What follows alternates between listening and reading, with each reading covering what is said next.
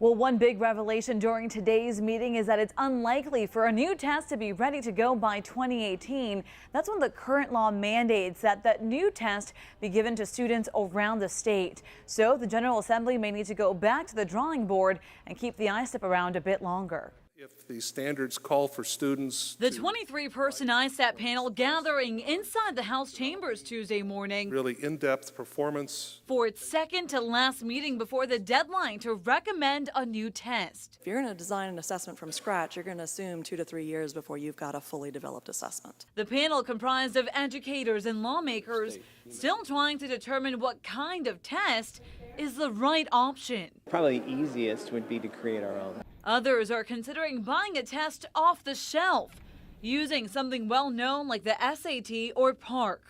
Indiana's Superintendent of Education has a plan of her own. Computer adaptive testing is a flexibility that's been afforded to us that individualizes for children. But the adaptive model would require the state going all in with computer testing. Just last year, scores were delayed because of worries the computer exam was more difficult than the paper version. Constantly I'm hearing questions or concerns about some administrators think that paper and pencil is better, some think that online. So let's just kind of move to one and say this is the way we're going to work. Reality is there's been a lot of frustration because of technical problems. Plus, there are questions about whether all Indiana schools will be equipped to provide high-speed internet for the testing period.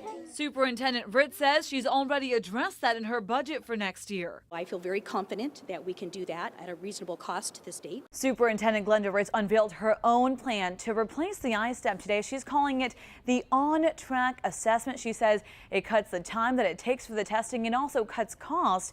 She also says that she was denied the chance to present her plan to the panel for the second time today. Their next meeting is coming up on November 15th, and they're set to vote on a recommendation for the replacement at the end of that month. In the newsroom tonight, I'm Gabby Gonzalez, CBS 4 News.